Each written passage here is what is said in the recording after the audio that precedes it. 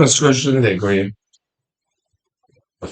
हमें गिवन है temperature of a hot liquid in a container of negligible heat capacity falls at a rate of 3 Kelvin per minute due to heat emission to the surroundings just before it begins to solidify.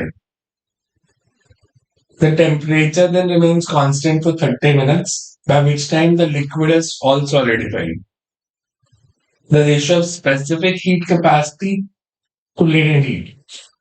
So specific heat और latent heat की ratio बतानी है.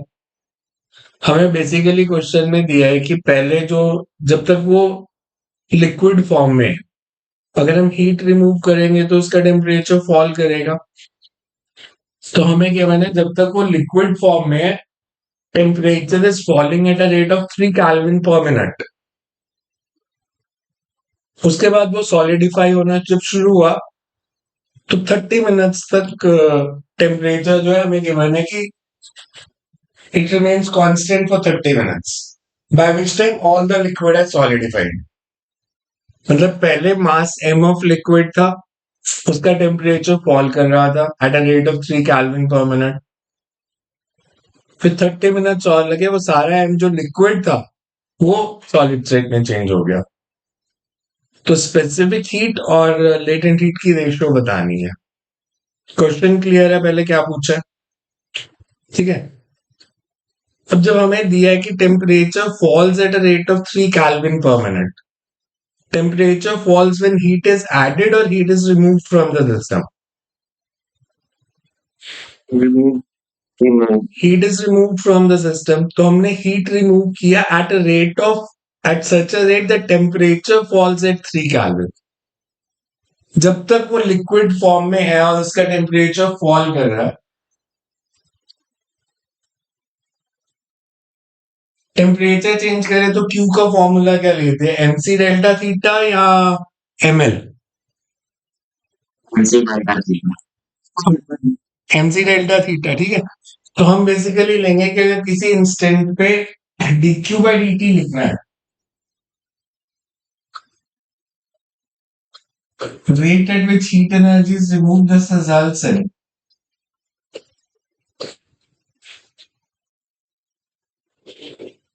कि अगर energy is removed at a rate of dq by dt, temperature falls at a rate of d theta by dt.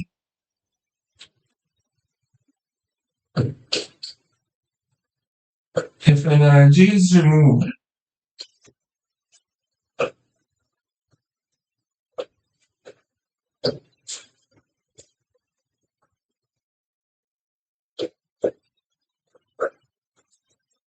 temperature falls at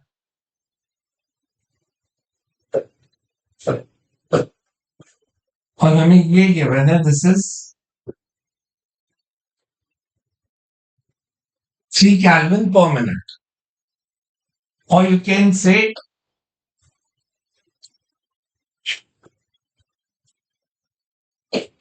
per second is 3 by 60, 1 by 20 Kelvin per second fall कर रहा है temperature. Second है, उसके बाद 30 minutes लगे, इसी rate पे heat निकलती रही. मतलब dq by dt सेम है, इसी रेट पे हीट रिमूव होती रही और 30 मिनट्स लग गए इसको सॉलिडिफाई होने में. तो 30 मिनट्स में कितनी हीट निकाली? dq by dt का मतलब क्या है? 1 सेकेंड में कितनी निकाली? तो 1 सेकेंड में अगर dq by dt है 30 मिनट्स में, जैसे heat removed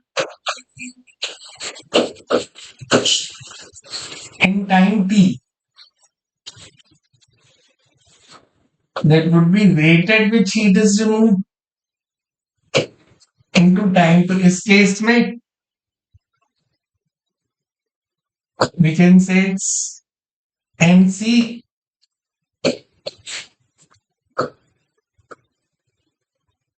and 30 minutes is this much seconds. जब हमने इतनी हीट रिमूव की 30 मिनट्स में, इससे जो लिक्विड था वो सॉलिड में चेंज हो गया. लिक्विड से सॉलिड में चेंज करने के लिए कितनी एनर्जी चाहिए? ml.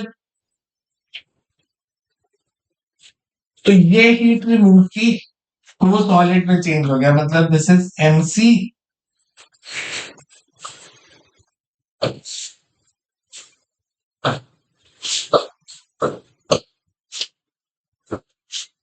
M gets cancelled। हमें स्पेसिफिक हीट और लेटेंट हीट की रेशियो बतानी है। C/L की रेशियो क्या आ जाएगी? C/L की रेशियो आ जाएगी 1800 into D theta by D T.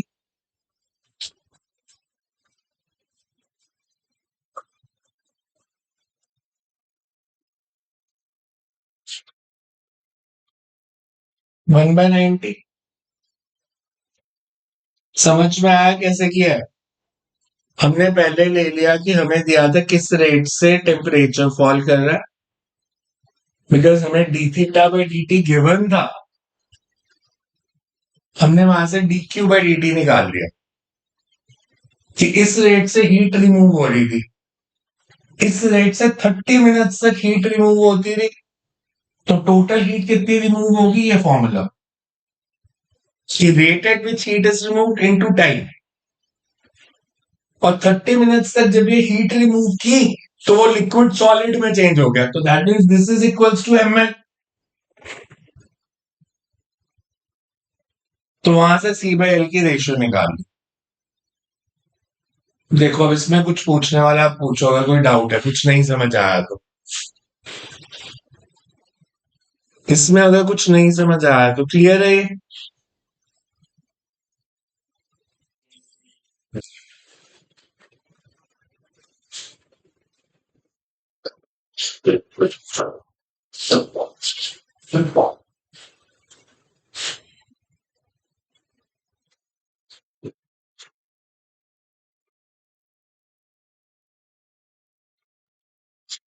Next question में हमें दिया है metal piece weighing 15 gram is heated to 100 degrees Celsius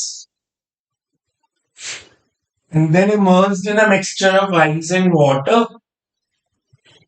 at thermal equilibrium. The volume of mixture is reduced by 0.15 centimeter cube with temperature of mixture remaining constant. Find specific heat of metal. Ice की specific heat दी है, ice की specific heat दी है 0.92, water की density दी है, specific gravity दी है, latent heat of fusion of ice भी दी है। तो ये वैल्यू नहीं भी दी होती, सिर्फ यही चाहिए थी, बाकी आपको पता है।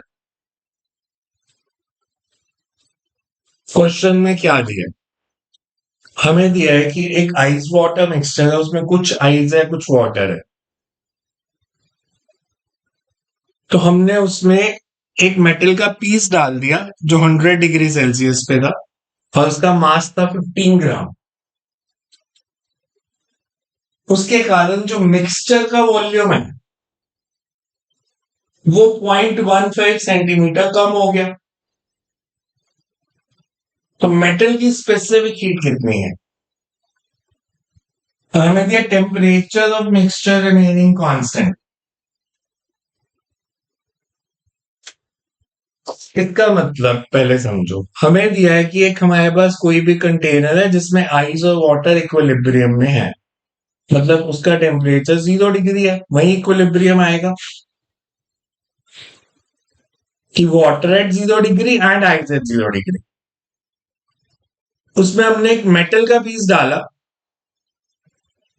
और मेटल के पीस का जो मास है दैट इज 15 ग्राम और टेम्परेचर 100।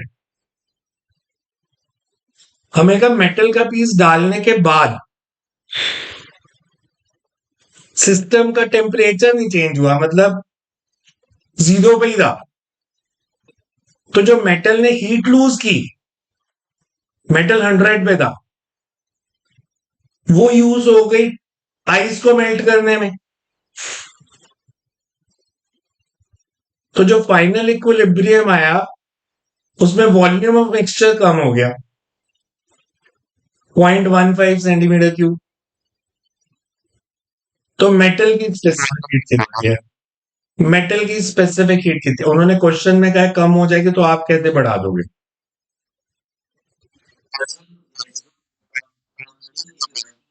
अच्छा, तेरे को ज्यादा पता है। आइस मेल्ट करती है तो कम होती है वॉल्यूम। वाटर की डेंसिटी ज्यादा होती है, आइस की कम होती है। आइस फ्लोट नहीं करती पानी के ऊपर, क्या सिंक कर जाती है आपके घर में? तो क्वेश्चन में दिया है उसको। तो बेसिकली हम ले रहे हैं कि जब हमने उसमें आइस को, मेटल को डाला, आइस मेल्ट कर दिया, वॉल्यूम कम हो गया। पहले इसमें लगेगा लिक्विड्स का कंसेप्ट। हमें दिया है वॉल्यूम कम हो गया, वाटर तो वाटर ही है। बेसिकली इसका मतलब यह है, जो आइस थी जब वो मेल्ट की तो उसका वॉल्यूम 0.15 सेंटीमीटर कम हो गया। सो पहला स्टेप है व्हेन आइस मेल्ट्स,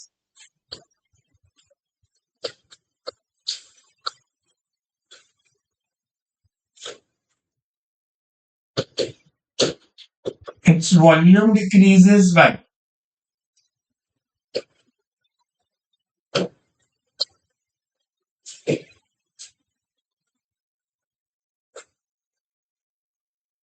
इसका मतलब ये बना कि जो डेल्टा वी है, वॉल्यूम ऑफ आइस, जो वॉल्यूम ऑफ वाटर बना उससे 0.15 ज्यादा है। ये हमें गिवन है centimetre cube. Mass of ice upon density of ice,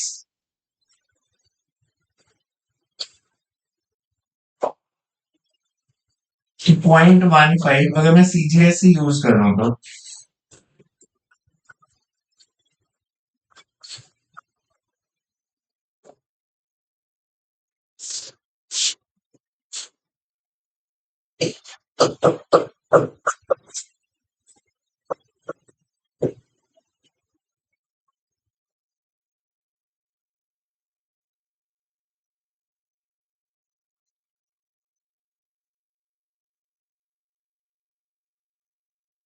ठीक है, इसको सॉल्व कर लेना जो भी आएगा। ये मैंने क्या निकाला है, क्योंकि वॉल्यूम 0.15 सेंटीमीटर कम हुआ था, तो मैंने निकाल लिया कितनी आइस मेल्ट की जो वॉल्यूम इतना कम हो। अब ये आइस मेल्ट की थी मेटल का पीस डालने से, मतलब जो मेटल ने हीट लूज की वो आइस को मेल्ट करने के काम आई। मेटल का इनिशियल टेम्परेचर है 100, फाइनल है 0। तो मेटल ने कितनी हीट लूज की, we can say mass of metal, specific heat of metal into 100, mass of ice which melts into latent heat. अब हमें मास ऑफ मेटल गिवन है 15 ग्राम, स्पेसिफिक हीट हमने निकालनी है। Mass of ice will melt जो यहां से आया, कैलकुलेटर में देखना है क्या आ रहा आंसर, कोई जना देख के बताओ मेरे को। 0.15 इंटू 0.92 बाय 0.08, इसकी वैल्यू क्या आ रही है?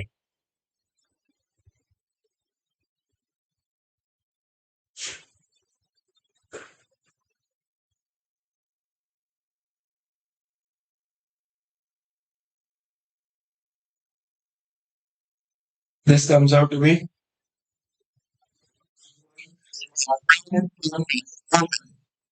75 या 25, 725 ग्राम्स। ये वैल्यू मैं यहां डाल देता हूं इंटू लेटेंट हीट। तो स्पेसिफिक हीट कितनी आ गई?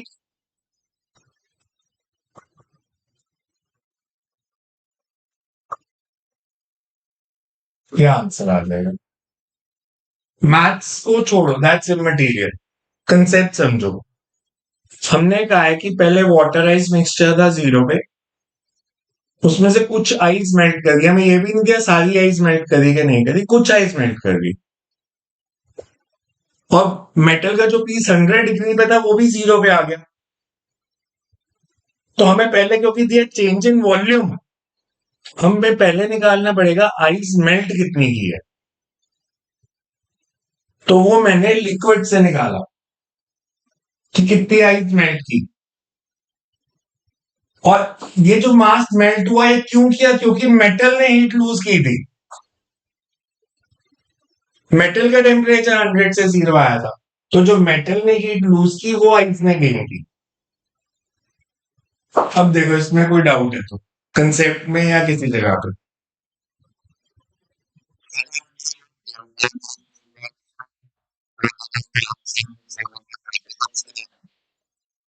अरे आइस से वाटर बनाना, तो आइस का वॉल्यूम माइनस वाटर का वॉल्यूम, वही तो चेंज इन वॉल्यूम होगा। जो पानी पहले पानी था बाद में पानी, उसको तो मैं ले ही नहीं रहा। मैंने सिर्फ ये देखना कितनी आइस मेल्ट करके पानी बना, तो मेरे को सिर्फ वो मास निकालना है जो मेल्ट किया है। टोटल पानी कितना है उससे कोई फर्क नहीं पड़ना न्यूमेरिकल में।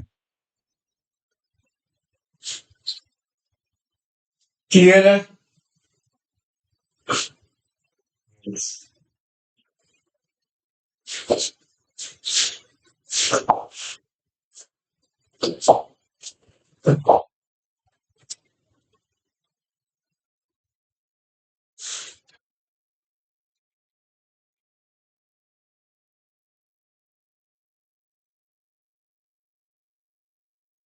नेक्स्ट में दिया है earthen pitcher loses 1 gram of water per minute due to evaporation.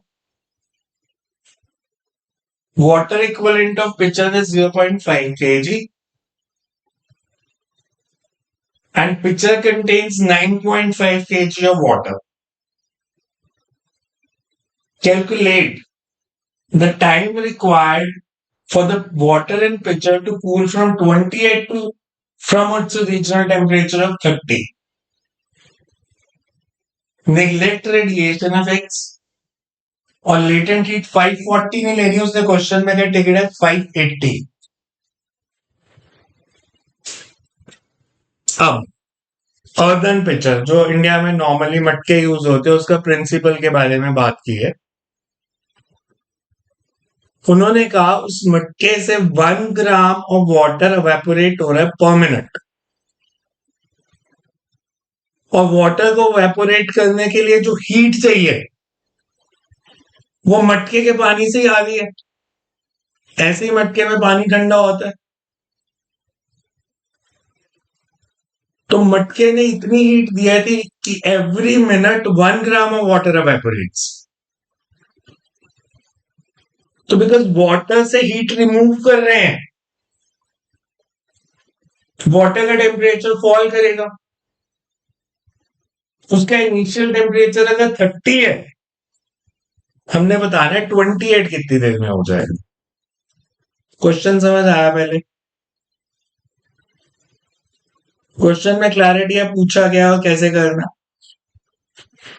अब अगर मैं सिर्फ इतनी बात करूं, because it's evaporating 1 gram of water per minute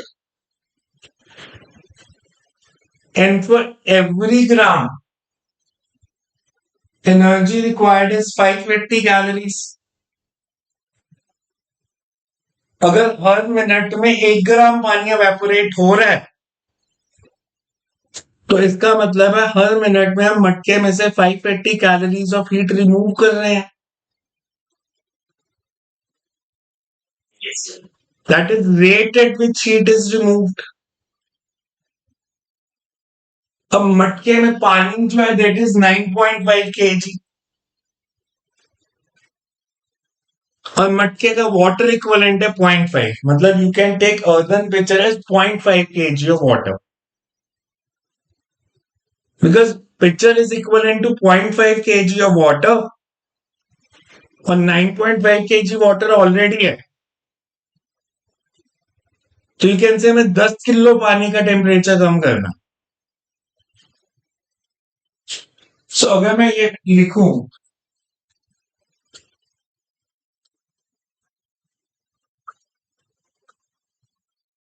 heat energy to be removed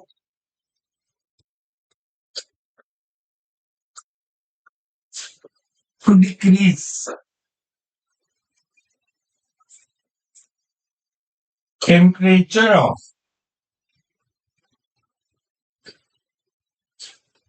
10 kg of water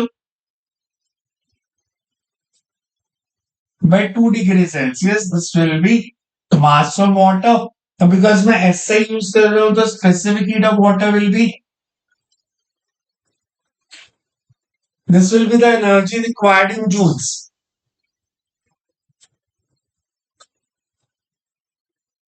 Energy removed per minute.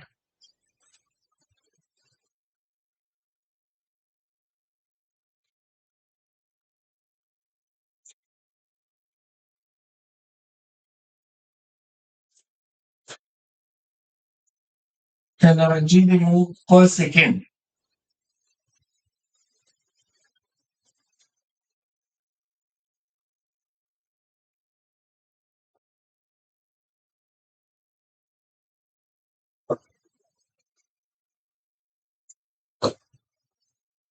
अब कितना time लगेगा?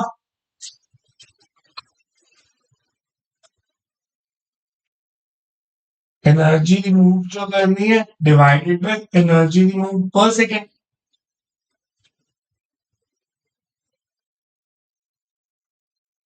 Energy to be removed is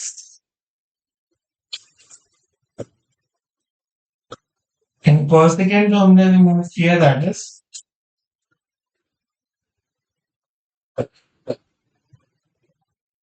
answer आ जाएगा. This is not important calculation. Concept पे ध्यान दो. हमने पर second 580 calories remove की थी, तो जूल्स में रिमूव की 580 इंटू 4.2 पर मिनट. तो पर सेकेंड ये हीट रिमूव करें, एक सेकेंड में इतनी हीट रिमूव की है, ये हीट रिमूव करने में कितने सेकेंड लगेंगे? तो total heat energy removed divided by energy which is removed पर सेकेंड. कंसेप्ट में देखो, किसी को नहीं आया समझ तो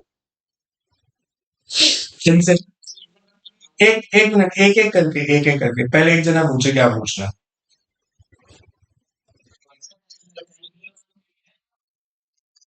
बिकॉज हमें दिया 9.5 kg तो पानी है और 0.5 kg वाटर इक्वलेंट है, मतलब container is equivalent to 0.5 kg of water. तो टोटल 9.5 प्लस 0.5, क्योंकि सर पानी का टेम्परेचर कम नहीं होगा ना, मटके का भी साथ में ही होगा, और मटके को हम ले रहे हैं equivalent to 0.5 kg of water. और पूछो.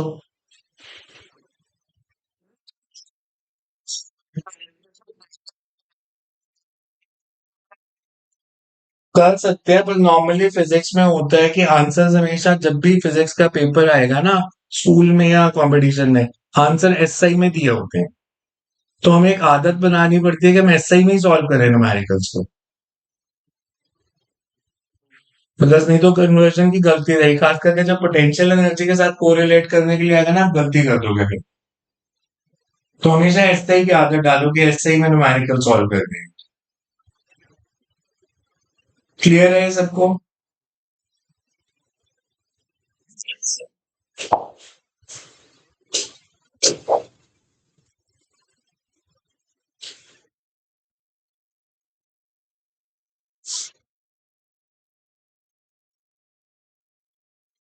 One gram of water at 100 degrees Celsius is given to convert into steam at 100 degrees Celsius at 1 atmospheric pressure. हमने बताना है चेंज इन इंटरनल एनर्जी कितना होगा. लेटेंट हीट ऑफ वेपोराइजेशन दिया 540, density of water at 100 degree दिया, water vapour दिया 1681. तो density of water at 100 degree is 1. Atmospheric pressure दिया, मैकेनिकल इक्विवेलेंट दिया, जूल्स को कैलोरीज में कन्वर्ट करना है. चेंज इन इंटरनल एनर्जी, थोड़ी सी केमिस्ट्री यूज होगी. How can you find the change in internal energy? Thermodynamics में अगर हम फर्स्ट लॉ की बात करें, law of conservation of energy था, और उसका बेसिक मतलब ये था कि अगर आप किसी भी चीज को हीट एनर्जी देते हो, किसी भी थर्मोडायनेमिक सिस्टम को, तो part of that heat energy is used for changing the internal energy of the system and the remaining is used for doing pressure volume work. मतलब अगर आपने हीट एनर्जी दिया 100 और इंटरनल एनर्जी बढ़िया 20, तो इसका मतलब बाकी जो 80 जूल्स है वो वर्क डन है। ठीक है, ये फर्स्ट लॉ का बेसिक मतलब ये था कि अगर आप एनर्जी दोगे तो एनर्जी दो जगह पे यूज होगी। एक यूज होगी इंटरनल एनर्जी चेंज करने में और एक यूज हो जाएगी वर्क करने में। वर्क का फॉर्मूला हमने जो पढ़ा था that is P delta we. अब अगर वाटर से स्टीम बनेगी तो वॉल्यूम बढ़ेगा।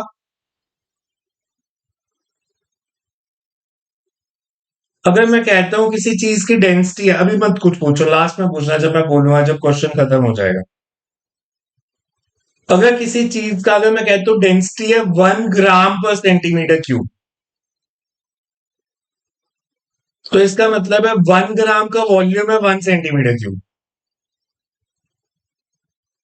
बट अगर किसी चीज की डेंसिटी दी है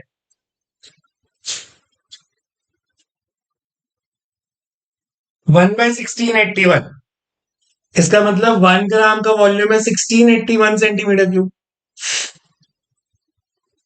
इसका मतलब जब 1 gram of water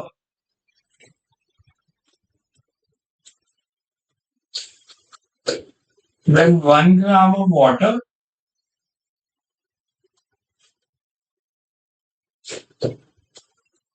changes to steam at 100 degrees Celsius,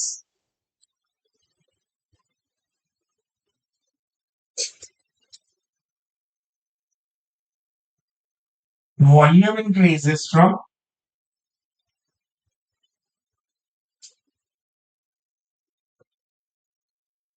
ये सबसे इंपॉर्टेंट है इसका। इसका मतलब जो वर्क डन हुआ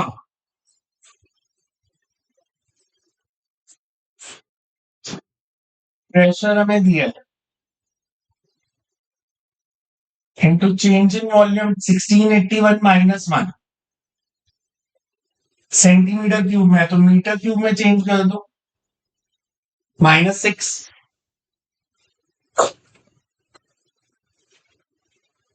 this is the work done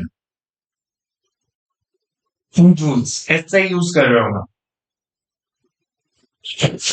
work done in calories कितना हो जाएगा? 168 डिवाइडेड बाय 4.2, 40 कैलोरीज। हमें का 1 gram of water changes to steam. अगर मेरे को 1 ग्राम ऑफ वाटर को स्टीम में चेंज करना है तो उसमें से उसको कितनी हीट लेनी पड़ेगी? स्टेट चेंज हो रही है तो Q is equals to ml।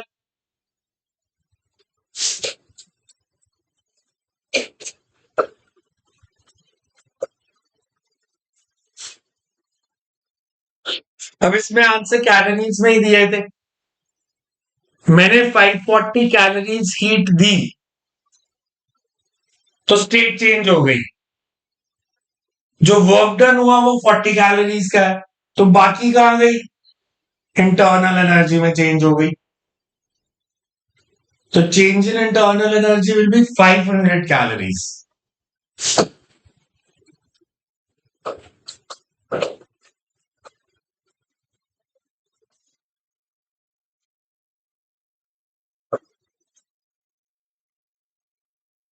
इसीलिए हम लेते हैं कि स्टीम के बर्न जो है they are dangerous. Water at 100 degree Celsius, boiling water अगर आप पे गिरेगा 100 डिग्री पे, that's less harmful as compare to steam at 100 degree. और आपने अगर 9th 10th का थोड़ा सा याद है ना, हम इसे कहते थे हिडन हीट। तो बिकॉज उसकी इंटरनल एनर्जी ज्यादा है, टेम्परेचर तो सेम ही है। तो वाटर की जो इंटरनल एनर्जी है स्टीम की, उससे 500 कैलोरीज ज्यादा इंटरनल एनर्जी है, तो इट्स मोर हार्मफुल। तो हमें बताना था चेंज इन इंटरनल एनर्जी ना। यू सी इसमें कुछ नहीं आ रहा समझ, तो अब पूछो, कोई डाउट है तो। क्लियर है सारा?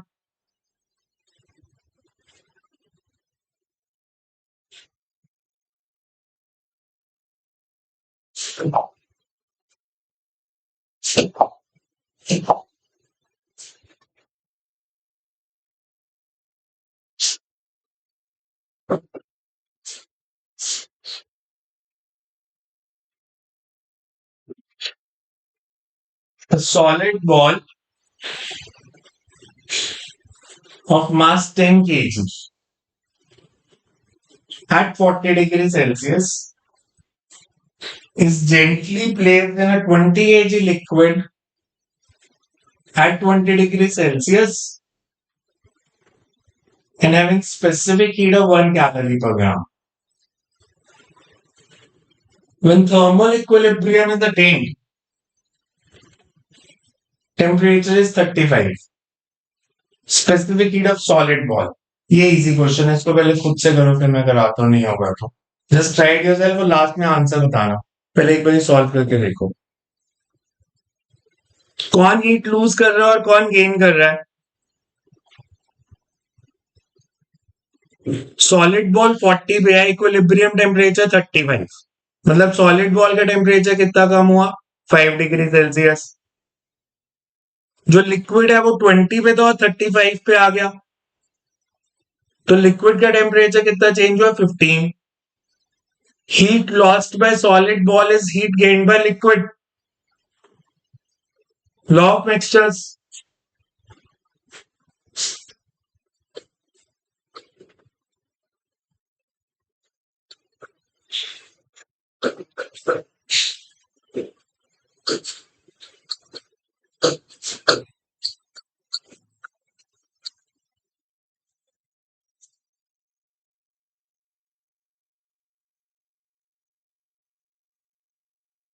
The heat lost by solid ball का मास है 40 kg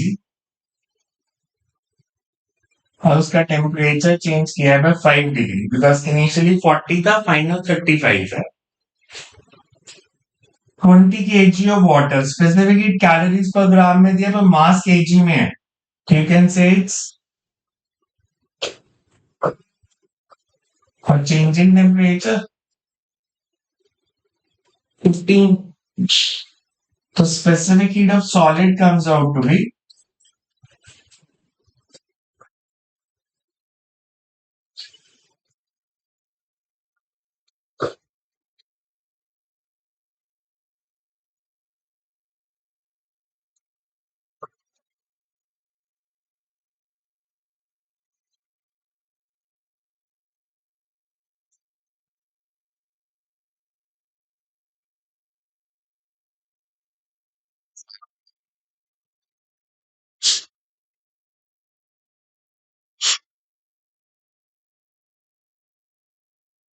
कैलोरीज पर ग्राम में निकालनी है, तो लास्ट में डिवाइड करना पड़ेगा 4200 से, so 20 into 6 calories per gram. Because अगर आपको कैलोरीज पर ग्राम में निकालना है तो इसी से डिवाइड करना पड़ेगा, तो 6 आ जाएगा आंसर। ये इजी था क्वेश्चन, कुछ खास कंसेप्ट नहीं है, स्कूल एग्जाम में आ जाएंगे ऐसे तो, कि सॉलिड बॉल जो हीट लूज करेगा वही लिक्विड गेन करेगा, दोनों को इक्वेट कर दिया, will get the answer.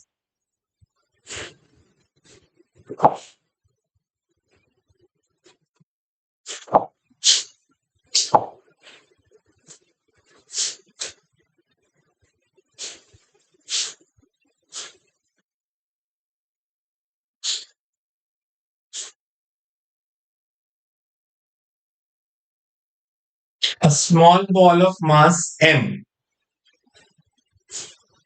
is dropped from an aeroplane moving at 50-meter height above the ground with speed 25 under root 2 meter per second. If half of the mechanical energy of ball with respect to the ground, मतलब ground को reference level मानना है.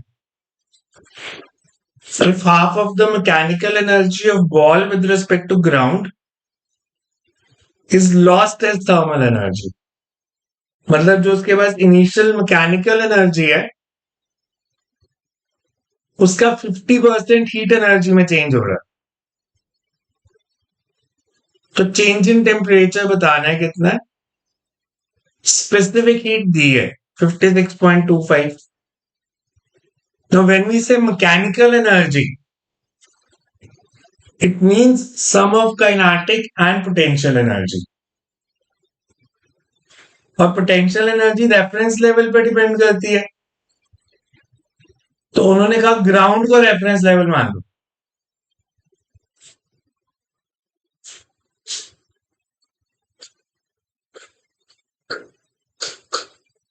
When we say mechanical energy,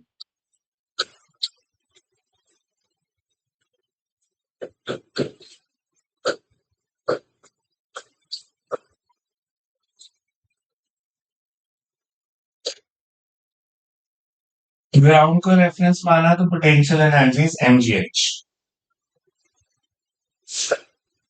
50% of this is converted to heat.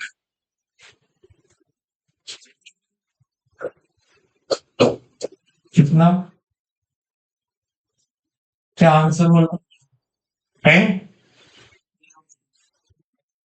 वैसे mark की क्या star लगाते हैं answer होता है.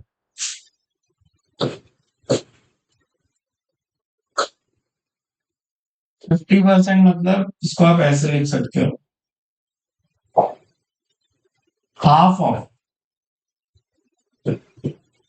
half mv square plus mgh, and this is used to increase the temperature.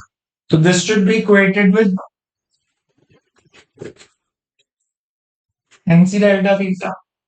हमें स्पेसिफिक हीट ऑलरेडी एसआई में ही दी है तो कोई कन्वर्जन नहीं करनी. m कैंसिल हो गया. c डेल्टा थीटा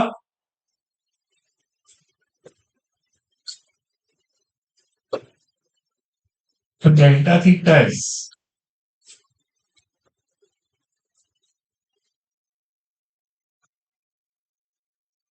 v दिया 25 रूट 2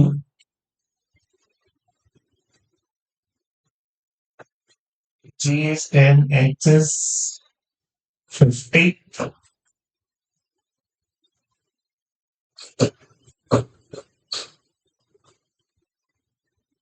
इसको सॉल्व करें, it will come out to be 10. Conceptual clear है सारा कि 50% of mechanical energy is converted into heat.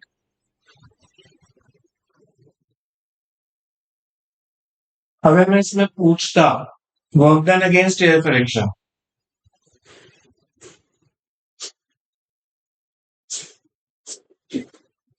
Work done against air friction, ये हीट फ्रिक्शन के कारण ही जनरेट हुई थी.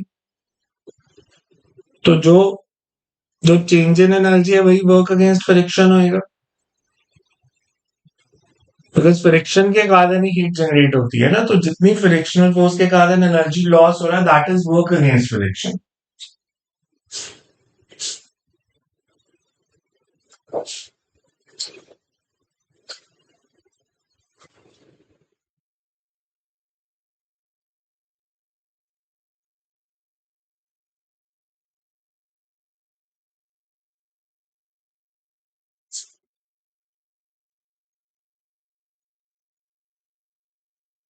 Four cubes of ice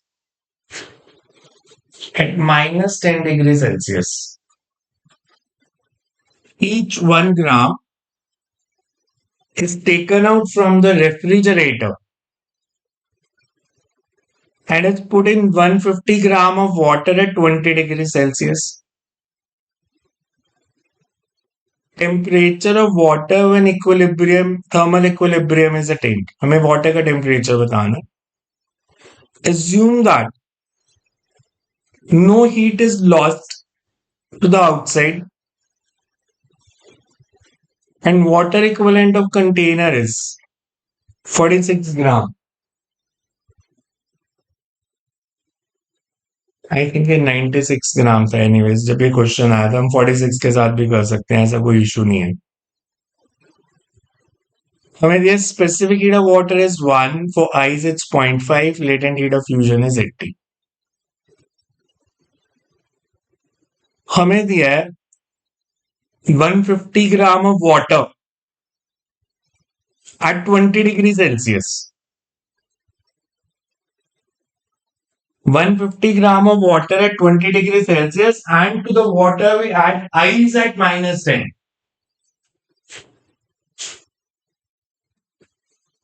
equilibrium temperature बताना है कितना होगा।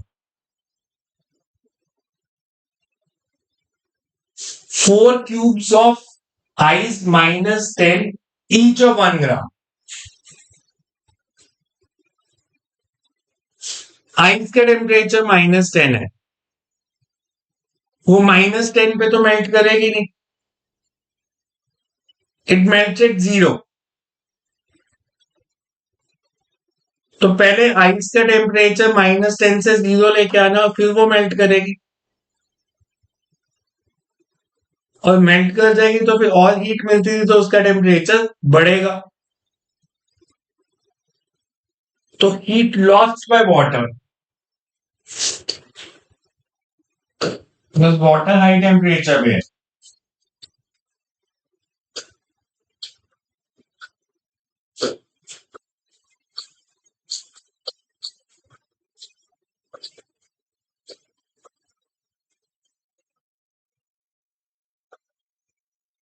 Heat gained by ice. Lit.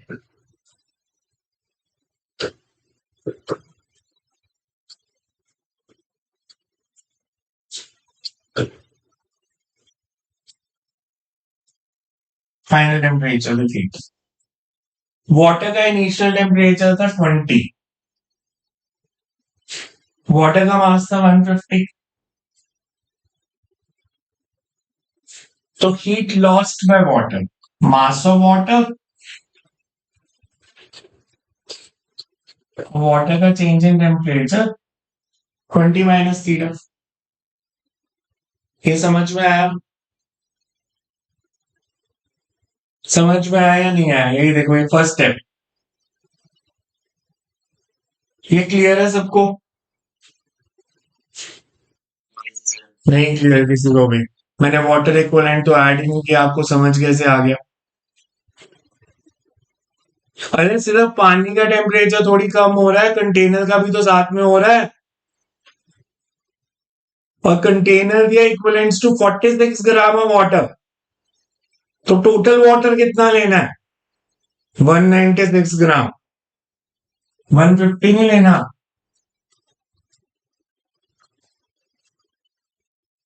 मैं इसीलिए इस स्टेप पे रुक गया था। तो 196 ग्राम ऑफ वाटर का टेम्परेचर 20 से थीटा कम हुआ, और जो हीट मिली उससे 4 ग्राम of ice, 4 cubes of 1 gram each. पहले इसका टेम्परेचर -10 से 0 लाना है, तो change in temperature is 10। Specific heat of ice is 0.5, तो energy required is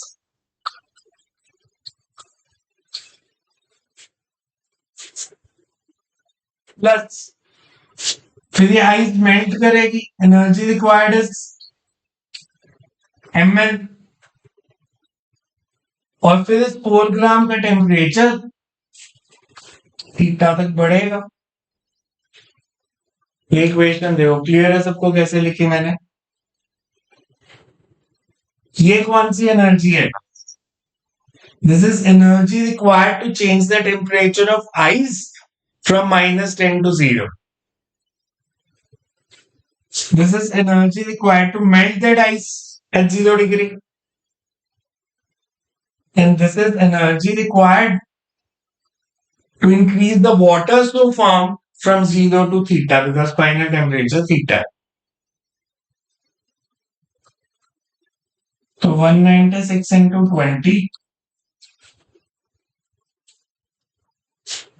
This is half 180.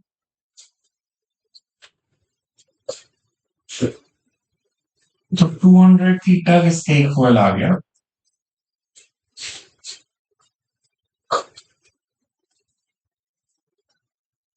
Theta comes out to be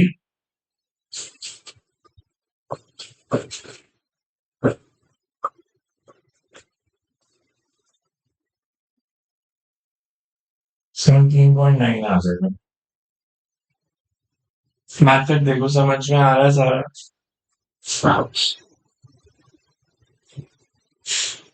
maths की ज्यादा चिंता ना किया करो, मेरी भी कहीं मैथ्स में गलती हो सकती है, आप कंसेप्ट्स पे फोकस किया करो, वो समझ में आ रहे हैं या नहीं आ रहे,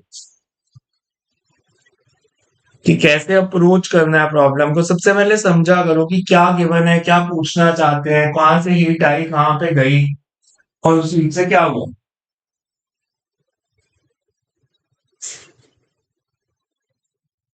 क्लियर है क्वेश्चन?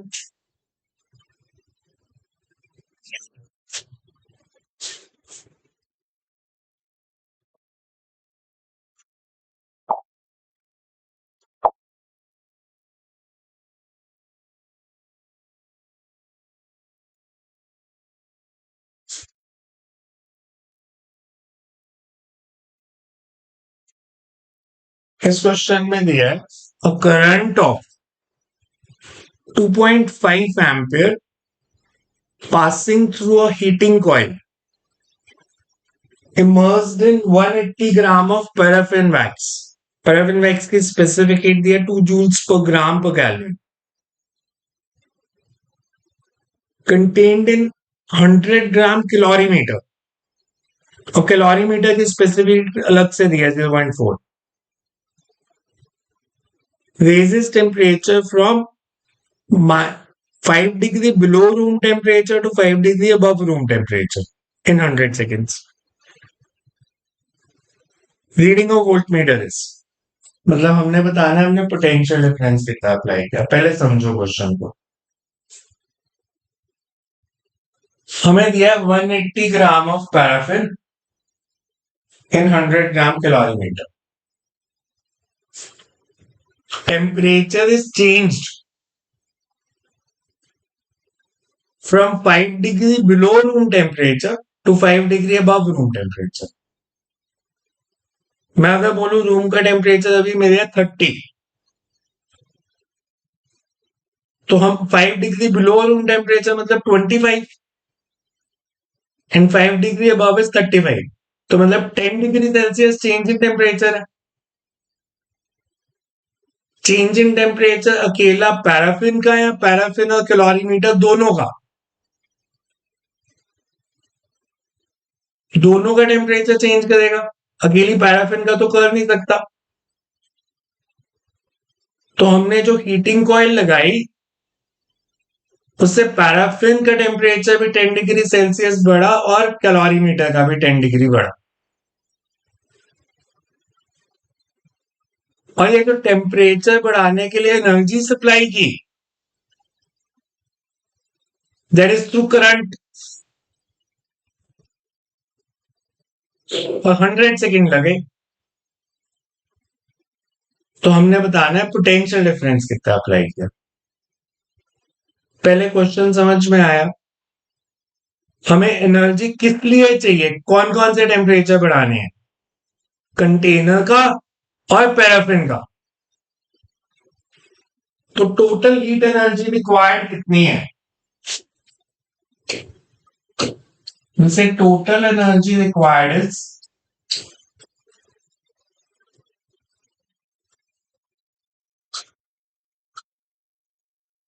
अब वाटर इक्वलेंट नहीं दिया पर पैराफिन और कंटेनर अलग अलग दिए हैं।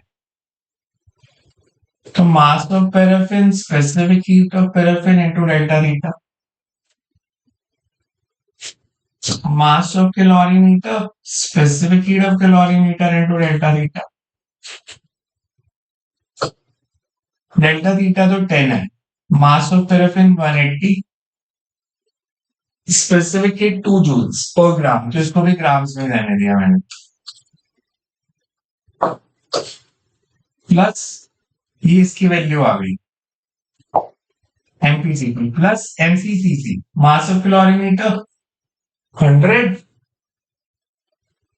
और स्पेसिफिक हीट 0.4 और डेल्टा थीटा कॉमन, सो 10, so 360 plus 40.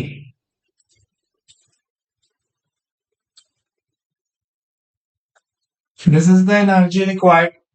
कितनी हीट एनर्जी चाहिए, ये हमने सप्लाई की थ्रू करंट। अब 10th का फॉर्मूला बताओ इलेक्ट्रिकल एनर्जी का।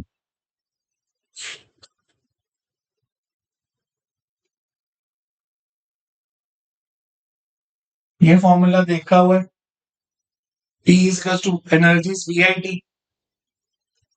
किया था 10th में फॉर्मूला या नहीं, ये किया होगा या I स्क्वायर RT किया होगा,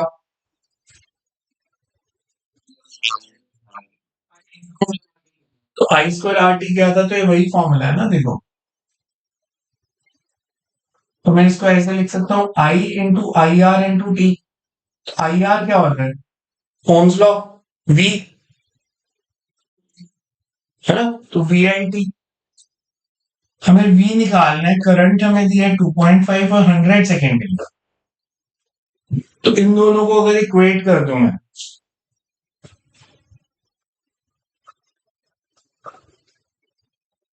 to fifty V is equals to 4000,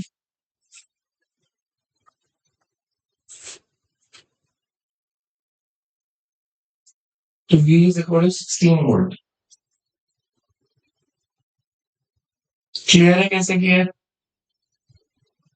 हमने पहले निकाला कि पैराफिन और कंटेनर का टेम्परेचर बढ़ाने के लिए कितनी एनर्जी चाहिए, वो थर्मोडायनेमिक्स के फॉर्मूले, वो एनर्जी किसने सप्लाई की, वो करंट ने सप्लाई की, तो VID, दोनों को इक्वेट कर दिया, you will get the value of V। Clear है,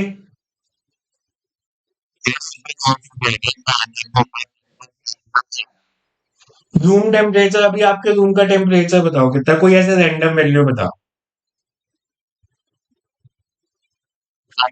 26, इससे 5 कम कितना होगा, 5 ज्यादा कितना होगा, तो 21 से 31 क्या है ना temperature, 5 degree below room temperature to 5 degree above room temperature, तो चेंज तो 10 का ही आया है ना, कोई भी टेम्परेचर हो आपके रूम का, उससे क्या फर्क पड़ता है, जो भी था, तो पहले पैराफिन का टेम्परेचर उससे 5 कम था, बाद में 5 ज्यादा है,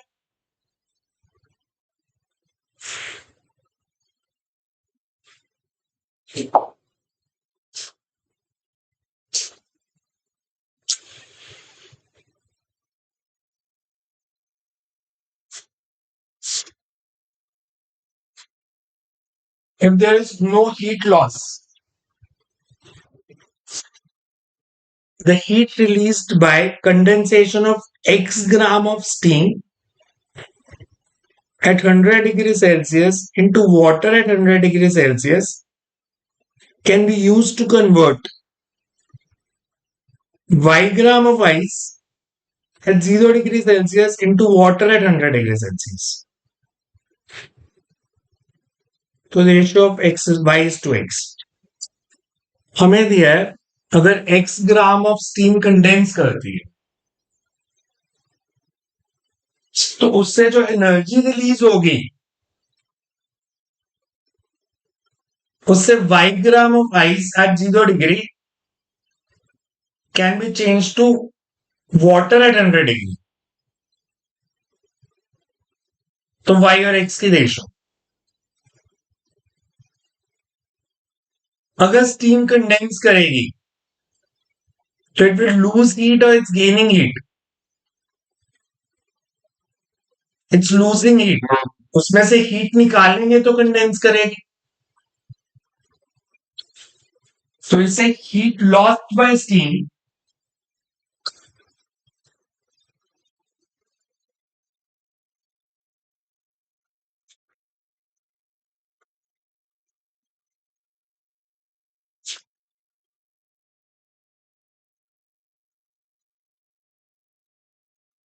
is heat gained by ice.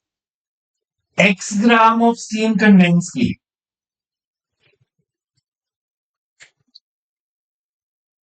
So heat loss by steam is ml 540x. इसलिए y gram of ice is 0 degree and 120.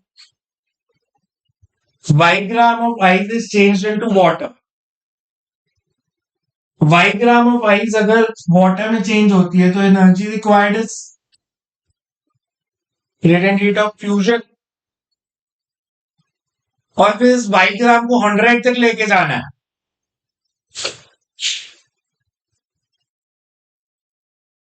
तो mc थीटा तो क्या आ गया 540x